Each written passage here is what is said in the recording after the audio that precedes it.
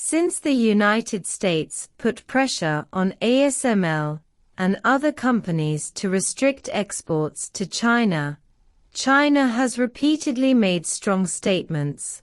We oppose the United States' generalization of the concept of national security and coercing other countries to impose a technological blockade on China under various excuses. However, after many negotiations, the United States did not seem to have the intention to give in.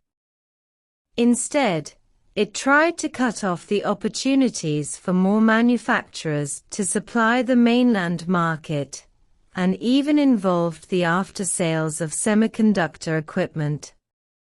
For this reason, China continued to oppose and secretly exerted pressure in other aspects. In the end, China's opposition took effect because new actions were reported by the United States recently. On September 6, local time, according to information reported by foreign media, the Dutch government issued the latest licensing requirements for the export of 2 immersion DUV lithography machines, which will officially take effect on September 7. According to the content of the new licensing requirements, ASML will not need to obtain export licenses from the United States when shipping the 2 DUV lithography machines, 1970i and 1980i, in the future, but only needs the consent of the Netherlands. The implication is that the United States no longer controls the right to speak on these 2 DUV lithography machine models that were once restricted, but has handed the initiative back to the Netherlands. This is a good situation for China's semiconductor development, because it means that the crisis of our DUV lithography machine restrictions will be temporarily lifted in the future. The reason for this is the attitude of ASML and the Dutch government towards the Chinese market. ASML has said more than once that they attach great importance to the market share in the mainland. In the past 3 years, ASML's net sales in the mainland have accounted for 20%.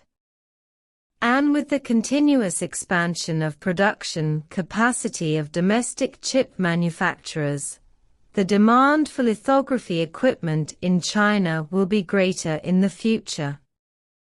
At the same time, ASML also secretly warned that the United States' constantly updated export control is no longer tenable for national security, but more for economic motives. If the United States does not make changes, there will be more and more voices of opposition. From this, it can be seen that ASML will not give up shipping lithography machines to China subjectively. In addition, although the attitude of the Dutch top management towards the mainland market was a bit vague in the early days, it has changed now. According to public information, the new Prime Minister of the Netherlands has made it clear that ASML is a very important industry in the Netherlands and the company should not be affected under any circumstances, because this will affect ASML's position in the global market. The implication is that they are unwilling to let ASML bear more losses and are committed to helping ASML maintain its competitive advantage in the global lithography market. To achieve this goal, shipments to the Chinese market are essential. Therefore, the author believes that when both ASML and the Netherlands want to ship to the Chinese market, it is a favorable situation for us for the initiative to return to the hands of the Netherlands. So why did the United States decentralize at this critical moment? On the one hand, it is probably because China is not easy to mess with, especially the recent countermeasures against Canada, which not only launched a number of anti-dumping investigations, but also started an anti-discrimination investigation for the first time, which made Canada miserable. China has repeatedly opposed the status quo on the issue of lithography shipments. If the United States does not stop in time, the situation they face may not be much better than Canada. On the other hand, there is communication from the Netherlands.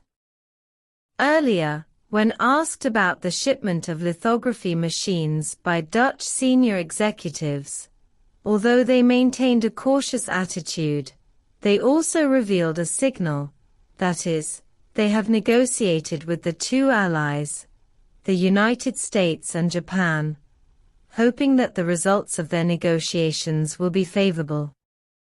Judging from the current attitude of the Netherlands, they may have made a lot of efforts to ship. As for what the Netherlands used to convince the United States, we don't know, but ASML is an important player in the global semiconductor industry, and it is unlikely that the United States will completely break up with them anyway. Now we can finally breathe a sigh of relief and survive the short-term shipment restriction crisis. But in the long run, the technology is still stuck in the hands of others. If we don't want to experience the dark moment again, we still hope that domestic lithography manufacturers can work harder and get out of the control of American technology as soon as possible. The Netherlands officially released new licensing requirements. ASML does not need US license to ship 2 DUV lithography machines, but only needs the consent of the Netherlands. This is beneficial to the development of China's semiconductor industry, because ASML attaches importance to the Chinese market, and the new Dutch Prime Minister also supports ASML's global status. The United States may give up power due to our countermeasures and communication with the Netherlands. Finally, when the initiative returns to the Netherlands, will they allow ASML to continue shipping? Welcome to leave comments, likes and share.